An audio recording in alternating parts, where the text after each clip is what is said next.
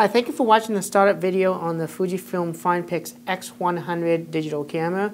This is one of a special camera that really has that nice retro look to it, a lot of manual control, some incredible features of this camera. But this video is just going to show you how to get this camera up and running for the very first time. First things first, the camera does include rechargeable lithium batteries. In fact, it uses an NP95 battery that's rated at about 1800 milliamps. And so it gives you about 300 shots per charge time based on CEPA standard testing. So first things first is to grab the camera itself, and let's take a look at the bottom of the camera. This is where the battery covers are. You want to push that so it goes open, and then it's spring loaded so it flips right open for you. If you want to insert the batteries in, again, you just want to follow the guides. So this little black stripe is pointing towards the camera. That's how you want to insert it in, and you want to match that with the orange tab with the black arrow. So as I put that in, it should fit in place and should clip in so the camera does not fall out. Pushing this down will allow me to eject the batteries out of the camera. Okay. Secondly is the memory card in this camera. It uses an SD card. It supports both an SDHC as well as the new SDXC cards. Now I have with me here, of course, a high capacity 32 gigabyte class 10 card. And the reason why I have a class 10 is really because this camera has capability to shoot both RAW and JPEG as well as to shoot HD video. So we highly recommend at least a class 6 SD card or higher for this type of camera, especially if you want to shoot in RAW as well as JPEG and do the 5 frames per second continuous shooting. Okay, so it does make a difference with the card that you use. To insert this properly, again, you want to match the contacts to be facing the back of the camera. And you can also see a little diagram right there showing you how the slant on the card is fitted in. So you can only go one way. So if I put it the wrong way, it will not go in. So don't jam that in. Make sure it's going the correct way. Again, I'm going to push that in. It's spring loaded so it stays in place. If I want to eject the card, I can push in again, and now it springs back out again. Okay, so that's how you do that. I'm going to close the lid, and then I'm going to slide this over to lock the lid from coming apart. Okay, so let's get this camera up running for the very first time. I'm going to take off the lens cap, which is included. It's a nice metallic lens cap for the camera. Okay, so two ways, really, actually one way of turning the camera on is really the on and off switch on the top of the camera. And by swinging it to the right, it should turn the camera on. If it is the very first time you turn the camera on, you can get a menu system coming up to select the different language options of this camera. And you can either rotate the dial to do that, or you can actually push up and down on the directional pad as well. I'm going to select English here. And if this is the very first time as well, it's going to ask you for the date and time as well. Because I already turned this camera on, it doesn't ask me for that. If I wanted to go and change the date and time later on, I can push the menu OK button, and then I can go to the setup menu by going up, down, left, right, and then going back to the date and time and then adjusting it here. So if you do navigate by accident and push OK, you can actually adjust the time. It is not 1:30 in the morning right now, so of course I did not properly set the time. Okay, so I have the camera on its default setting. As you notice, it shows up with this little LCD screen, which is an information screen in terms of all your setting controls. I have over 6,000 shots available. It's shooting JPEGs large, ISO 200 at f2. It's actually on program mode right now because the dials are on A, and on A for the aperture and shutter speed. So it is on program auto. It's telling me all the information like manual focus, also the composition, the type of metering it's using, which is, of course, matrix metering at the moment.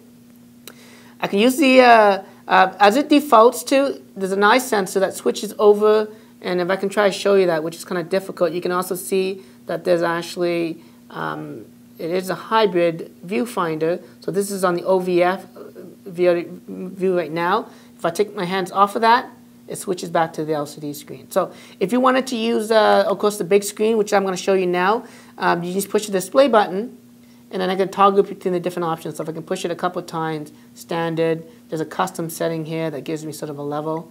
I'm just going to use a standard just so that it doesn't clog off my space. The custom mode does give you a lot of customized abilities, but I'm going to show you how to get this camera now taking pictures for the very first time, and it's actually pretty simple.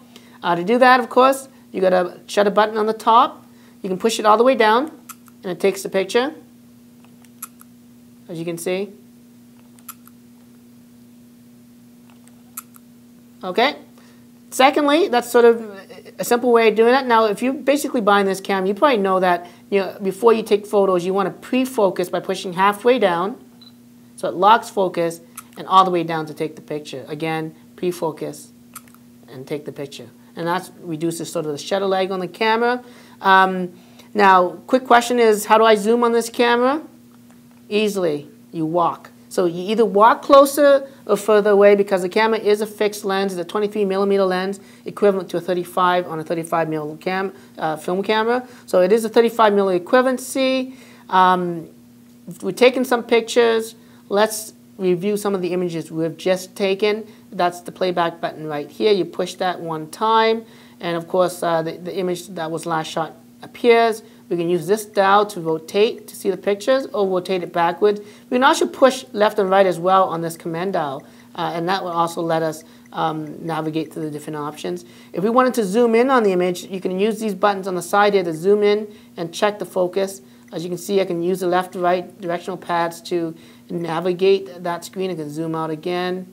Okay. I can also use the command lever, and by pushing it in one time, it does an instant zoom on where the focus point was that you set that camera to be. So if I go back into the shooting mode again, and I focused on that picture right there, push halfway down and take the shot, and I play back the image, it's going to zoom right in on that picture. So if I push that, it zooms right in. As you can see, that's a quick way of getting and checking focus really quickly. I can actually pan out as well, or zoom out, and then pan to where I want to go. Push display to get out of that. Now, if I wanted to delete images, there's a quick delete option here. I can push up, and it says select OK, push OK, and that deletes that one image. If I want to delete all images, I have to go into the menu system. So I can push menu OK. I can select erase. I can rotate it as well. It's up to you. I can select frames, which is the current picture that's showing, the selected frames, or all frames. So I want to show you how to do, of course, some selecting of frames to delete. So I push OK. And it comes up with a little thumbnail, and I can actually rotate, or I can push up and down. So this picture here I didn't like, so I can push OK, and then it gives me a little check mark.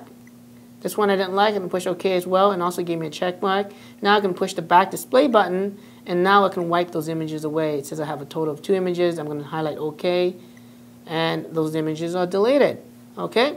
Going back to the shooting mode, I'm just going to tap the shutter button halfway down, just like in DSLR. If I want to review my images on the screen, I could as well. And all I have to do is basically push the, I'll go into the playback mode, and I can push the view mode, and it jumps now to the viewfinder, where if I can try to adjust this for you, it might be a little hard. You can see the image is showing on that specialized LCD. If I can get it closer for you, it might be a little hard to see. Okay, and everything I can do on the LCD screen, I can also do on the electronic viewfinder as well. So I can push the menu, it comes up, and I can delete that image as well.